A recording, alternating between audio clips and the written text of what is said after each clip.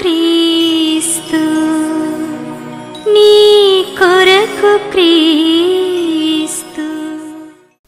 So ఈ పరిశుద్ధాత్మ అనేటటువంటి దేవుని యొక్క ఆత్మ, క్రీస్తు ప్రభు యొక్క ఆత్మ ఒక వ్యక్తిలోనికి వచ్చి నివాసము చేస్తేనే ఇటువంటి ప్రార్థన నువ్వు చేయగలవు, ఇటువంటి విన్నపాలు నువ్వు చేయగలవు. అందుకనే దేవుడు అపోస్తల కార్యము 1వ అధ్యాయంలో యేసు ప్రభు ఆయన పరమునకు చేర్చుకొనబడక ముందు శిష్యులతో ఆయన ముచ్చటిస్తూ, అపోస్తలతో ముచ్చటిస్తూ ఆయన ఒక అన్నటువంటి మాట, పరిశుద్ధాత్మను మీరు పొందుకొందరు, పరిశుద్ధాత్మను పొందుకున్నప్పుడు మీరు శక్తి నొందెదరు. యెరూషలేము, యూదయ, సమరయ, భూదిగంతముల వరకు నా యొక్క సాక్షులయ్యుందురు. పరిశుద్ధాత్మ శక్తిని ఇచ్చేటటువంటి యెహోవా దేవుని యొక్క ఆత్మ. అపోస్తలుడైనటువంటి పేతురు 2వ అధ్యాయంలో ఆయన రాస్తే ఏమంటారంటే, యేసు ప్రభునందు విశ్వాసం ఉంచుడి, పరిశుద్ధాత్మ యొక్క వరమును పొందుకుందరు 2వ అధ్యాయంలో రాస్తాడండి. అపోస్తలుడైనటువంటి పౌలు ఎఫెసీయుల దగ్గరికి వెళ్ళి అక్కడ కొంతమంది శిష్యులు మీరు పరిశుద్ధాత్మను పొందుకున్నారా అని చెప్పి ఒక ప్రశ్న వేస్తాడు. ఈ హోలీ స్పిరిట్ కలిగి ఉండడము అనేటటువంటిది ప్రతి క్రైస్తవునికి ఉండవలసినటువంటి ఒక ప్రత్యేకమైనటువంటి లక్షణం. ఈ పరిశుద్ధాత్మను కలిగి ఉండడము అనేటటువంటిది వారిని, ఆ వ్యక్తిని మిగిలినటువంటి వారి కంటే భిన్నమైనటువంటి వ్యక్తిగా చేస్తాడు. Will be different. ఎప్పుడు నువ్వు పరిశుద్ధాత్మని పొందుకున్నప్పుడు. ఇది ఆప్షన్ కాదు, ఇది చాయిస్ కాదు. ఏదో బ్యాప్టిస్ట్ డినామినేషన్ ప్రకారం, మెథడిస్ట్ డినామినేషన్ ప్రకారం, ఏదైనా ప్రెస్బిటేరియన్ డినామినేషన్ ప్రకారం to choose whether to have the Holy Spirit or not. That choice is not there, that option is not there. It is compulsory. You should be filled with the Holy Spirit if you call yourself a Christian. ఎందుకు? To live that life of Jesus Christ, to reproduce it, you need the strength, power, guidance, comfort of the Holy Spirit. దావీదుకి దేవుడు ఒక ప్రత్యేకమైనటువంటి కార్యం నిమిత్తము ఆ పరిశుద్ధాత్మని ఆయన మీద కుమ్మరించాడు. ఆ పరిశుద్ధాత్మని కుమ్మరించిన తర్వాత ఆయన జీవితంలో పెను మార్పులు సంభవించాయండి. అందులో నేను మాట్లాడేటటువంటి విషయం ఏంటంటే, అంతరంగంలో దేవునితో రిలేషన్షిప్ విషయంలో యుద్ధాల గురించి నేను మాట్లాడడంలే, ఆయన మందిరం కోసం ఆయన చేసినటువంటి క్రియల గురించి మాట్లాడడంలే, అవన్నీ కూడా పరిశుద్ధాత్మ ప్రేరణతో వచ్చినటువంటి కాదని కాదు. నేను ఫోకస్ చేసేటటువంటి కేవలం దీన్ని మాత్రమే. How come he had such a kind of passion, very strong passion, a strong desire to follow the word of God, to obey the word of God and to know great things in the word of God. ఈ Dzire అనేటటువంటిది, ఈ strong desire అనేటువంటిది ఎట్లా వచ్చింది అనేటటువంటి ప్రశ్న మనం వేసి దానికి సమాధానంగా మనం ఎక్కడికి వెళ్ళామంటే సమూయేలు రాసినటువంటి మొదటి గ్రంథము 16వ అధ్యాయము 12వ వచనంలోకి వెళ్ళాము. యెహోవా దేవుని యొక్క ఆత్మ ఆయన మీదకి బహుబలంగా రావడం. అప్పటి నుంచి అంతరంగంలో మార్పులు, ప్రవర్తనలో మార్పులు, మాటల్లో మార్పులు, యాటిట్యూడ్లో మార్పులు, పర్సెప్షన్లో మార్పులు, ఎవ్రీథింగ్. ఇది చేయొచ్చు, ఇది చేయకూడదు అనేటటువంటి ఆ సెన్స్ అనేటటువంటిది డేవిడ్లో బహుబలంగా అభివృద్ధి కలిగిందండి. అంత తృష్ణ ఆయనకి కలిగింది. నువ్వు క్రైస్తవ జీవితాన్ని, అథెంటిక్ క్రిస్టియన్ లైఫ్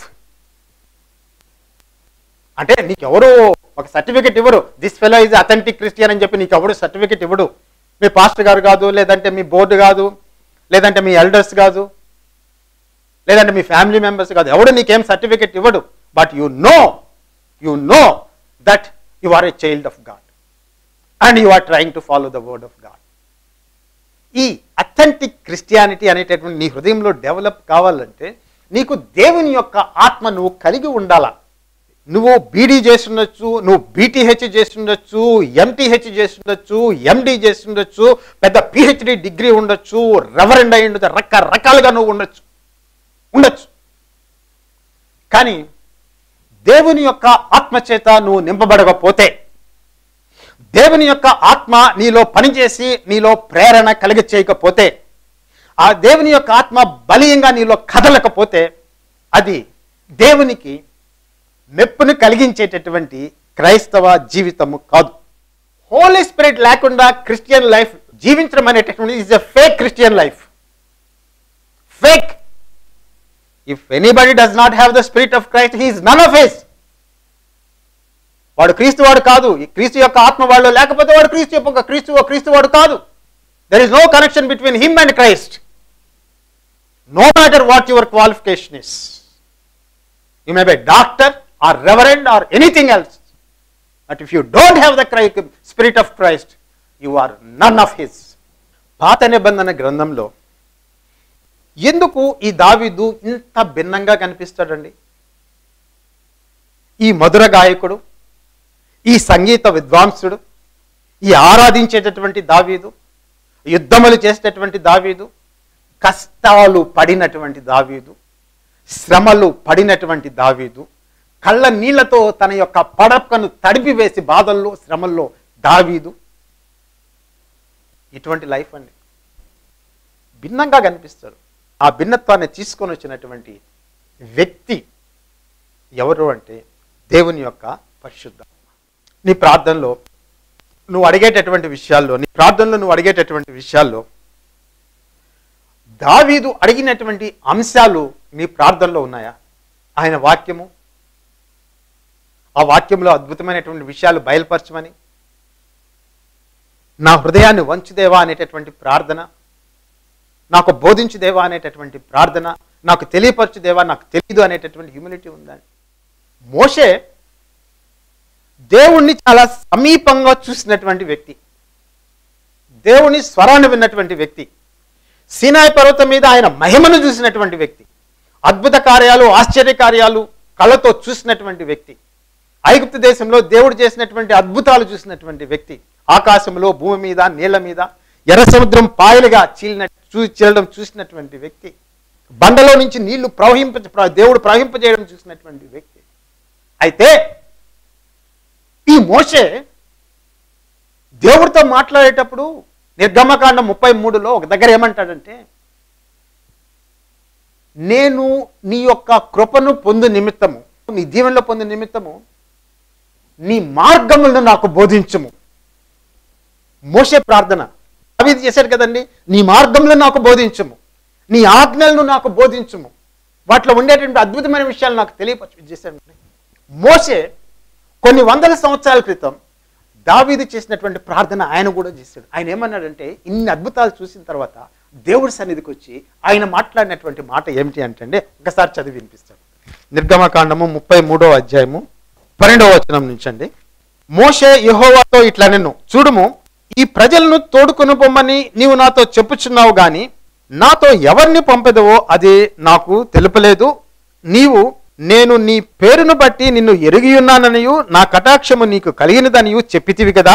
కాబట్టి నీ కటాక్షము నా ఎడల కలిగిన ఎడల, నీ కటాక్షము నా ఎడల కలుగున్నట్లుగా దయచేసి, జాగ్రత్తగా వినండి, దయచేసి నీ మార్గమును నాకు తెలుపము, అప్పుడు నేను నిన్ను తెలుసుకుందును. అదేంటండి ఇట్లా మాట్లాడతారు ఏందండి? నీ కటాక్షము నాకు కలిగిందని చెప్పి నువ్వు నాతో చెప్తున్నావు, నీ కటాక్షము నాకు కలిగింది నేను ఒప్పుకుంటున్నా. మళ్ళీ కింద చూడండి, వాక్యం చూడండి, ఆ వాక్యం యొక్క స్ట్రక్చర్ చూడండి. నీ కటాక్షము నా మీద కలుగున్నట్లు నిలిచినట్లు నీ మార్గములను నాకు బోధింపు, అప్పుడు నేను నిన్ను తెలుసుకుందును. అదేంటయ్యా, ఇప్పుడు దాకా యెహోవా చేసినటువంటి కార్యాలన్నీ చూసావు కదా, కళ్ళతో చూసావు కదా, ఆయన స్వరాన్ని నువ్వు విన్నావు కదా, ఆడిబుల్గా విన్నావు కదా, నీ కళ్ళతో నువ్వు చూసావు కదా. ఇన్ని చూసిన తర్వాత కూడా నీ మార్గములు నాకు బోధించుము, అప్పుడు నేను నిన్ను తెలుసుకుందును. ఎంత కొరత ఆయన ఫీల్ అవుతున్నాడు. ఆయనలో దేవుని గురించి తెలుసుకోవాల్సినటువంటి అంశాలు ఇంకా ఎన్నో ఎన్నో ఎన్నో ఉన్నాయని చెప్పి ఆయన హృదయ అంతరంగంలో ఆయన బోధిస్తూ, ఆత్మ బోధిస్తూ ఉండగా ఆయన ఏమంటే, నిన్ను నేను తెలుసుకుంటా. ఏ విధంగా? నీ మార్గములు నేను ఆచరిస్తే, పాటిస్తే, I will know you better. నేను తెలుసుకుంటా, నీ మార్గములు నాకు బోధించు. దావీదు చేసినటువంటి ప్రార్థన, కొన్ని వందల సంవత్సరాల క్రితం మోషే చేసినటువంటి ప్రార్థన, వీటి రెండు మధ్య సారూప్యం చూడండి, వాటి మధ్య పోలిక చూడండి ఎంత బాగుందో.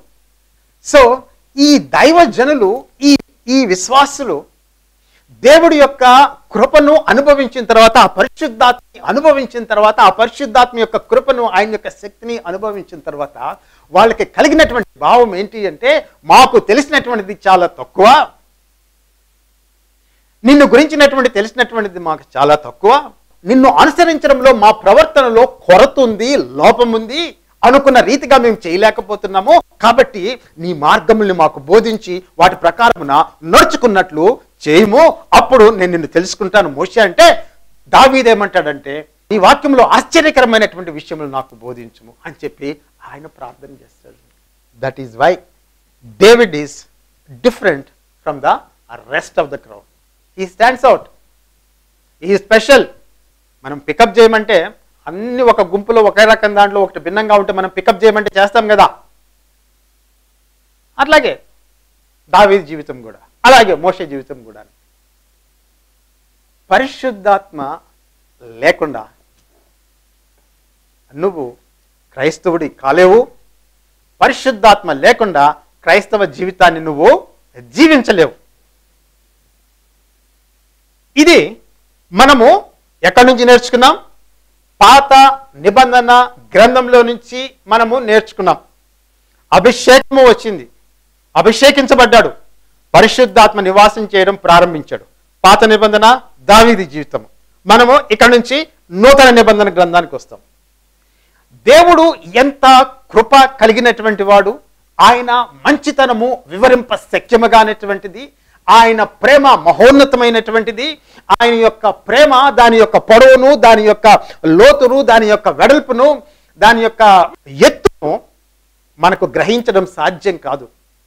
ఆ మాట ఎందుకు చెప్తున్నానంటే, ఆ దినమున దావీదుకి ఇచ్చినటువంటి ఆ పరిశుద్ధాత్మ అనేటటువంటి వరం ఉంది చూసారా, ఆ వరాన్ని ఈ కనికరము కలిగినటువంటి దేవుడు, ఈ వాత్సల్యత కలిగినటువంటి దేవుడు క్రీస్తు ప్రభువుని రక్షకుడుగా, దేవుడుగా అంగీకరించి ఆయనకి తన జీవితాన్ని సమర్పించినటువంటి వారికి పరిశుద్ధాత్మ అనేటటువంటి ఈ వరాన్ని ఉచితంగా ఆయన అనుగ్రహిస్తూ ఉన్నాడు. అదే అపోస్తలుడైనటువంటి పేతురు అపోస్తల కార్యంలో 2వ అధ్యాయంలో చెప్పేటటువంటి మాట, పరిశుద్ధాత్మ అనే వరమును మీరు పొందుకుందరు అంటాడు. యేసు ప్రభు ఏమంటాడంటే అపోస్తలులతోటి, పరిశుద్ధాత్మని మీరు పొందుకున్న తర్వాత శక్తి పొందుతారు అంటాడు. కానీ ఇక్కడ మనం పొందుకునేటటువంటి పరిశుద్ధాత్మ దేవుడు ఉపయోగించేటటువంటి దేనికంటే, యుద్ధాలు చేసేదానికి కాదు, శత్రువుల్ని చంపేసేదానికి కాదు, యేసు ప్రభువుని గురించినటువంటి సాక్ష్యం చెప్పేదానికి, దేవుని యొక్క కార్యాలు చేసేదానికి పరిశుద్ధాత్మ మనకు శక్తిని ఆయన ఇస్తాడు. అన్నిటికంటే ముఖ్యంగా నువ్వు యేసు ప్రభు యొక్క రక్తం చేత నువ్వు కడగబడి నువ్వు పరిశుద్ధపరచబడిన తర్వాత దేవుడు వెంటనే నిన్ను పరిశుద్ధాత్మతో నింపుతాడు. ఆ పరిశుద్ధాత్మ నీకు దేవునికి అనుగుణంగా ఉండేటటువంటి జీవితాన్ని జీవించేదానికి ఆయన సహాయం చేస్తాడు. ఆ పరిశుద్ధాత్మ కలిగి ఉంటేనే నువ్వు క్రీస్తు ప్రభువు వాడవు, ఆ పరిశుద్ధాత్మ కలిగి ఉంటేనే నువ్వు క్రీస్తు ప్రభువు దానవు. ఆ పరిశుద్ధాత్మ నీలోకి వచ్చినప్పుడు నువ్వు దావీదుకి ఏ విధంగా అయితే మనస్సు మారిపోయిందో, మనసు మారి ఆయన దేవుని వాక్యాన్ని ఏ విధంగా ప్రేమించడం ప్రారంభించాడో, దేవుని కోసం తృష్ణ కొన్నాడో, దేవుని కోసం ఆశపడ్డాడో, దేవుని కోసం ఆయనకి ఆకలి దప్పులు ఉండేటటువంటివి. ఎవరికి? దావీదుకి. మీరు కీర్తనలు చూడండి, 63వ అధ్యాయము ఒక్కసారండి. కీర్తనలు 63వ అధ్యాయంలో ఆయన ఏమంటాడంటే, యూదయ అరణ్యంలో ఉన్నాడు, ఎడారి ప్రాంతంలో జీవిస్తూ ఉన్నాడు, ఎక్కడ నీళ్ళు సరిగ్గా దొరకడంలా ఎండిపోయినటువంటి ప్రదేశం అటు ఆయన ఒక రకంగా దాన్ని పోల్చుకుంటూ తన జీవితం, తన హృదయ అంతరంగంలో ఉండేటటువంటి ఆత్మకి సంబంధించినటువంటి దాహాన్ని, ఆకలిని గురించి ఆయన చెప్తూ ఉన్నాడండి. చూడండి, నీళ్లు లేక ఎండియున్న దేశమందు నా ప్రాణము నీ కొరకు తృష్ణ కొని ఉన్నది, నీ మీద ఆశ చేత నిన్ను చూడవలనని నా శరీరము కృషించుచున్నది, నా మంచం మీద నిన్ను జ్ఞాపకం చేసుకుని రాత్రి జాములు యందు నిన్ను ధ్యానించుచున్నప్పుడు అని చెప్పి రాయబడింది. ఏంటండి ఈ దేవుని పట్ల తృష్ణ, ఈ దేవుని పట్ల ఆశ, కోరిక అనేటటువంటిది దావీదుకి ఇంత ప్రగాఢంగా కలిగిందండి. ఎందువల్ల కలిగిందంటే అది ఆయన సొంత ప్రయత్నం కాదు, అది ఆయన సొంత శక్తి కాదు, ఆయన యెషయా కుమారుడు కాబట్టి ఇవన్నీ రాలే ఆయనకి. దేవుని యొక్క ఆత్మ ఆయనలో నివాసం చేయడం వల్ల ఆయన హృదయ అంతరంగంలో దేవుని పట్ల ఆసక్తి అనేటటువంటిది, ప్రేమ అనేటటువంటిది, ఆయన పట్ల తృష్ణ అనేటటువంటిది, ఈ బలీయమైనటువంటి కోరిక అనేటటువంటిది దావీదు హృదయంలో కలిగింది. అది పరిశుద్ధాత్మ యొక్క కార్యము. అదే విధంగా నీ జీవితంలో నువ్వు పరిశుద్ధాత్మను పొందుకున్నప్పుడు నీ హృదయ అంతరంగంలో నుంచి దేవుని యొక్క వాక్యాన్ని వినాలని, దేవుని యొక్క వాక్యాన్ని చదువుకోవాలని, ఆ దేవుని యొక్క వాక్యాన్ని ఆచరించేదానికి ప్రయత్నించాలా అని కోరిక, వాంఛ నీలో కలుగుతాయి. మనల్ని పరిశుద్ధపరిచేటటువంటిది వాక్యం మాత్రమే కాదు, మనల్ని పరిశుద్ధపరిచేటటువంటిది యేసు ప్రభు యొక్క రక్తం మాత్రమే కాదు, మనల్ని పరిశుద్ధపరిచేటటువంటి వాడు, బలపరిచేటటువంటి వాడు పరిశుద్ధాత్మ కూడా ఉన్నాడు. హీ ఆల్సో శాంక్టిఫైస్ అస్, అంటే హీ మేక్స్ అస్ హోలీ.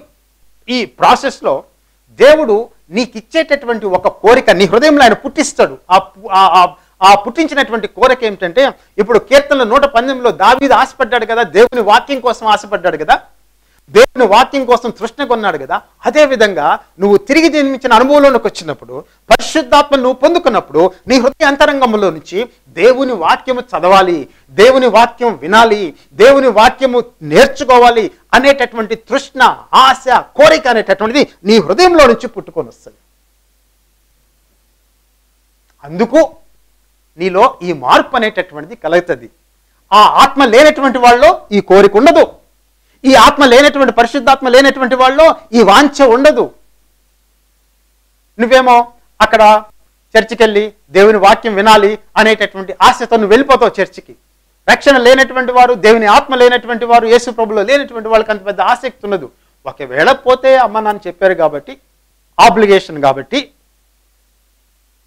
లేదంటే ఫ్రెండ్స్ని కలుసుకునేదానికో ముచ్చట్లకో చర్చికి పోతే పోతావు, లేదంటే చర్చిలో నీకు ఏదన్నా ఒక డిజిగ్నేషన్ ఇచ్చి ఏదో పని చేయాలి కాబట్టి ఉంది కాబట్టి నువ్వు పోతావు, ఏమైనా పోతే పోవచ్చు.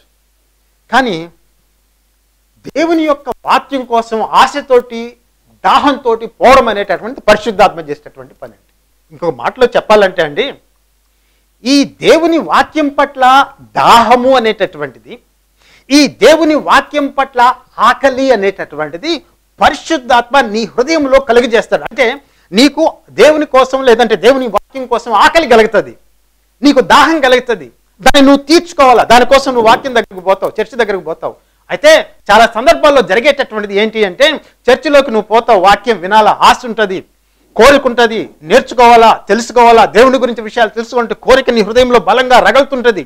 ఆ ఆకలితో పోతావు, దాహంతో పోతావు. తీరా అక్కడికి పోయిన తర్వాత అక్కడ నీ ఆకలిని, నీ అంతరంగంలో పరిశుద్ధాత్మ సృష్టించినటువంటి, కలిగజేసినటువంటి ఆకలిని తీర్చేటటువంటి వాక్యం కానీ, నీ యొక్క దాహాన్ని తీర్చేటటువంటి ఆ నీళ్లు కానీ కొన్ని దగ్గరలా దొరకవు. ఆకలితో పోతావు, ఆకలితో బయటకు వస్తావు. అటువంటి దయనీయమైనటువంటి స్థితిలో చాలా పరిస్థితులు నెలకొని ఉన్నాయి.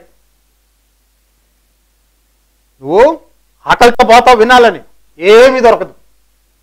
దాహంతో పోతావు, ఏమీ దొరకదు. పై మాటలే, ముచ్చట్లే. అవి నీ ఆత్మ యొక్క ఆకలిని తృప్తిపరచలేవు, నీ దాహాన్ని అవి తీర్చలేవు, నువ్వు ఎదగవు, అక్కడనే ఉండిపోతావు. కాకపోతే మనం చెప్పుకునేటటువంటిది ఏంటంటే, నీకు ఆకలి అనేటటువంటి దేవుడు కలగజేశాడు. That is a divine gift. దేవుడు ఇచ్చినటువంటి ఒక మంచి వరము దేవుని వాక్యం కోసం ఆకలి అనేటటువంటిది, దేవుని వాక్యం కోసం దాహం అనేటటువంటి దేవుడు ఇచ్చినటువంటి ఒక గొప్ప వరం అండి. అందుకనే బైబిల్ చదవాలనిపిస్తుంది. ఆ బైబిల్ నువ్వు వెతుక్కొని నువ్వు చదువుకునేటప్పుడు, లేదంటే దేవుని ఆత్మచేత నింపబడినటువంటి వ్యక్తులు, సేవకులు నీకు చెప్పేటప్పుడు నీ ఆత్మలో ఆ తృప్తి కలుగుతుంది. సో ఆకలి కలిగించేటటువంటి వాడు దేవుడే, దాన్ని తీర్చేటటువంటి వాడు కూడా దేవుడే. ఆ వాక్యం ద్వారా ఆయన తీరుస్తాడు. సో ఇంత పెద్ద వరము, ఇంత పెద్ద దీవెన, ఆశీర్వాదము, ఈ ధన్యత అనేటటువంటిది నీకు కానీ నాకు కానీ మరి ఏ వ్యక్తికైనా ఏ విధంగా లభిస్తాయి? పరిశుద్ధాత్మ అభిషేకము అనేటటువంటిది, పరిశుద్ధాత్మ నింపుదల అనేటటువంటిది ఖచ్చితంగా ఉండి తీరాలి. కాబట్టి అపోస్తలుడైన పౌలు ఏమంటాడంటే రోమీయులకు రాసినటువంటి పత్రిక 8వ అధ్యాయంలో ఈ పరిశుద్ధాత్మ చేత నువ్వు నింపబడిన తర్వాత ఈ పరిశుద్ధాత్మ దేవుణ్ణి తృప్తిపరిచేటటువంటి, దేవునికి ప్రీతికరంగా నడుచుకునేటటువంటి మనస్సుని ఆయన నీకు కలగజేస్తాడు. అంటే నీ మెడలు ఉంచి చెయ్యి అని చెప్పి వంచడం కాదు, అది నీకు అటువంటి మనస్సుని కలగజేస్తాడు, అటువంటి బుద్ధిని కలగజేస్తాడు. దావీదు చెప్పాడు కదా, నా హృదయమును నేను వంచుకొనుచున్నాను, త్రిప్పుకొనుచున్నాను నా హృదయాన్ని. ఆ విధంగా పరిశుద్ధాత్మ చేత నువ్వు నింపబడినప్పుడు, దేవుని చేత నింపడినప్పుడు నీ హృదయాన్ని నువ్వు కూడా తిప్పుకుంటావు, మలస్తావు దాన్ని. అది దేవునికి ప్రీతికరంగా ఉండేటటువంటి ప్రవర్తన. ఆ విధంగా నువ్వు దేవుని వైపుకి తిరిగినప్పుడు, దేవుడి వైపు నీ హృదయాన్ని తిప్పుకునేటప్పుడు నీ యొక్క స్వభావ సిద్ధమైనటువంటి సహజ సిద్ధమైనటువంటి కోరికల్ని నువ్వు సిలువ వేస్తావు. You crucify those desires which are not according to the word of God, according to the holiness of God. You crucify them. అంటే you keep dying again and again for those sinful desires. నువ్వు వాటిని నువ్వు enjoy చేయలేవు. పాపానికి సంబంధించినటువంటి, లోక సంబంధించిన ఆశల కోసం వాటిని నువ్వు పట్టించుకోక వాటిని నువ్వు సిలువ వేస్తావు. ఆ కోరికలను నువ్వు సిలువ వేయచ్చు ఉన్నావు. క్యారీయింగ్ క్రాస్ అంటే గుడ్ ఫ్రైడే వచ్చినప్పుడు చాలామంది కొన్ని దేశాల్లో కొన్ని దగ్గరలో కొంతమంది వేషం వేసి యేసు ప్రభు లాగా భుజం మీద ఒక పెద్ద చెక్క సిలువ లాంటిది, చెక్క కాదు, అంత బరువు ఉండదు, చెక్క అపీరెన్స్ ఉంటుంది, it's just a wood veneer ఏమన్నా దాన్ని వేసుకొని నడుస్తూ కొంచెం రక్తం గిక్తం పూసుకొని గాయాలంటే వాళ్ళు నడుస్తూ ఉంటారు. క్యారీయింగ్ క్రాస్ అనేటటువంటిది అది కాదు. క్యారీయింగ్ క్రాస్ అనేటటువంటిది ఈ హృదయంలో జరుగుతుంది. నీ నేచురల్ డిజైర్స్ని యేసు ప్రభు నామాన్ని బట్టి, యేసు ప్రభు నువ్వు రక్షించబడ్డావు కాబట్టి పరిశుద్ధాత్మ శక్తి చేత శరీరానుసారమైనటువంటి మనస్సును నువ్వు క్రూసిఫై చేస్తూ ఉంటావు. Moment by moment, day by day. That is being crucified in your heart. అది క్యారీ చేయడం అంటే. కొంతమంది అపోస్తలు సిలువ వేయబడ్డారు, చనిపోయారు, హతసాక్షులుగా మారారు, అది కూడా ఉంది, కాదని చెప్పి కాదు. బట్ ఐఎమ్ గివింగ్ జనరల్ ఆ డిస్క్రిప్షన్. పరిశుద్ధాత్మ లేకుండా నీ మంచం మీద నువ్వు దేవుణ్ణి జ్ఞాపకం చేసుకోవడం సాధ్యం కాదు. నీకు వేరే ఆలోచనలు వస్తుంటాయి మంచం మీద పడుకున్నప్పుడు. నీకు తెలుసు ఏం ఆలోచనలు, ఆ తలంపులు ఏంటో నువ్వు తెలుసు. దావీదుకి పరిశుద్ధాత్మ చేత నింపబడిన తర్వాత దేవుణ్ణి గురించినటువంటి ఆలోచనలు, తలంపులు మంచం మీద పడుకుంటే వస్తున్నాయంట, రాత్రి జాముల్లో. అది నీకు కూడా జరుగుతుంది. ఎప్పుడు? పరిశుద్ధాత్మతో నింపబడినప్పుడు. ఎంత గొప్ప దేవుడో ఒక్కసారి ఆలోచించండి మీరు. ఆయన యావేలు గ్రంథం 2:28-30 ఏమంటా అంటే, అంత్యకాలం ముందు అందరి జనముల మీద నా ఆత్మని కుమ్మరించెదను, మీ యవనస్తులు ప్రవచించెదరు, వారికి దర్శనములు కలుగును, నా సేవకుల మీద సేవకురాండ్ర మీద నా ఆత్మని కుమ్మరించెదను, మీ వృద్ధులకి దర్శనములు కలుగును, ఆకాశమందు భూమి మీద నేను మహత్కార్యములు చేసేదను. పరిశుద్ధాత్మని ఇప్పుడు దేవుడు కేవలము సెలెక్ట్ ఇండివిజువల్స్ మీద కుమ్మరించడంలే, లేదంటే పర్టికులర్ ఎథ్నిక్ రేస్ ఉండేటటువంటి ఇస్రాయల్ మీద కుమ్మరించడంలే. ద హోల్ వరల్డ్, మొత్తము ప్రపంచమంతట్లో ఎవరైతే యేసు ప్రభుని నమ్ముకుంటారో వారందరికీ దేవుడు ఆ కృపావరాన్ని, that gift of the Holy Spirit, he is giving it freely without any cost. రోకలు లేకుండానే వచ్చి దాహం తీర్చుకో. దేవుడు యెషయా గ్రంథంలో అంటాడండి, రోకలు లేకుండా వచ్చి ఆకలి తీర్చుకో. ఆ పరిశుద్ధాత్మ నీలో కుమ్మరింపబడినప్పుడు నీ యొక్క దాహము తృప్తిపరచబడుతుంది, నీ ఆకలి. కానీ ఈ ఆకలి నీకు మాటికి ఆ తృష్ణ, దేవుడి కోసం తృష్ణ నువ్వు తృప్తిపరచుకుంటూ ఉండాలా. Again and again you must be filled with the holy ghost. మీరు చూడండి అపోస్తల కార్యంలో again and again repeatedly they were filled with the holy ghost. అంత ముఖ్యమైనటువంటి విషయం అండి హోలీ గోస్ట్, ఆ పరిశుద్ధాత్మ చేత నింపబడ్డం అనేటటువంటిది. సో ఇక్కడికి ఈ దేవుని యొక్క వాక్యాన్ని మనము ఆపేస్తాం. ఒక విషయంతో మనం ప్రారంభించాం. దావీదు ఎందుకు అటువంటి ప్రార్థన, అటువంటి విన్నపము చేశాడు దేవుని వాక్యం కోసం? ఎందుకు కీర్తన గ్రంథంలో 150 కీర్తనలు ఉంటే సుమారుగా 73 నుంచి 75 వరకు ఈయన రాసినటువంటి కీర్తనలే ఉన్నాయి. ఆ కీర్తనలో కూడా ఆయనకి దేవుని వాక్యం పట్ల ఎందుకు ఆకలి కలిగింది, ఆ తృష్ణ ఎందుకు కలిగింది, దేవుని కోసం ఎందుకు ఆయన తృష్ణ కలిగి ఉన్నాడు, ఈ లోపలి డైమెన్షన్, ఈ ఇన్నర్ డైమెన్షన్ గురించి మనం మాట్లాడడం. మనం యుద్ధాల గురించి మాట్లాడలే, ఫిలిస్తీన్ల గురించి ఓడించడం గురించి మాట్లాడలే, మోయాబీలను ఓడించడం గురించి మనం మాట్లాడలే, అమాలేకీలను ఓడించడం గురించి మనం మాట్లాడడంలే. పరిశుద్ధాత్మను పొందుకున్న తర్వాత ఆయన హృదయ అంతరంగంలో కలిగినటువంటి ఈ గొప్ప మార్పును, హిజ్ ఇన్వర్డ్ జర్నీ, లోపలికి ఆయన ఏ విధంగా ప్రయాణించాడు అనేటటువంటి విషయాన్ని గురించి మనము మాట్లాడుతున్నామండి.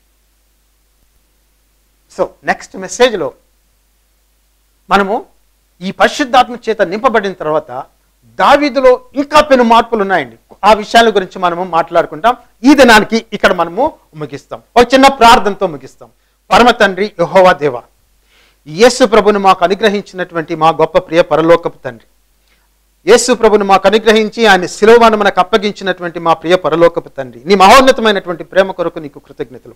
నీ పరిశుద్ధ వాక్యమును వినిచినటువంటి కుమారుల్ని కుమార్తెల్ని ఈ దినమున దర్శించి తండ్రి, పరిశుద్ధాత్మ కోసం అడుగుచున్నటువంటి వారిని పరిశుద్ధాత్మతో నింపి, పరిశుద్ధాత్మ శక్తితో నింపి ప్రభువా వారి జీవితాల్ని నువ్వు మార్చివేయము. దావీదు జీవితాన్ని నువ్వు మార్చిన రీతిగా వారి జీవితాలను నువ్వు మార్చివేసి నీ నామాన్ని ఘనపరచున్నట్లు వారిని చేసుకును. నీ ఆత్మచేత నింపము తండ్రి. నీ సన్నిధిలో కూర్చుని అయ్యా నాతో కలిసి, దేవా నాకు పరిశుద్ధాత్మ యొక్క అభిషేకం కావాలి, పరిశుద్ధాత్మ యొక్క శక్తి నాకు కావాలి, పరిశుద్ధాత్మ చేత నేను నింపబడాలి, ఆ శక్తిని నేను కోరుకుంటున్నాను, ఆ అభిషేకాన్ని నేను కోరుకుంటున్నాను అని తమ హృదయ అంతరంగంలో చిత్తశుద్ధితో నిన్ను వేడుకొనుచున్నటువంటి ప్రతి కుమారుడి మీద, ప్రతి కుమార్తె మీద తండ్రి ప్రార్థించుండగా ఆ పరిశుద్ధాత్మని కుమరించము దేవా.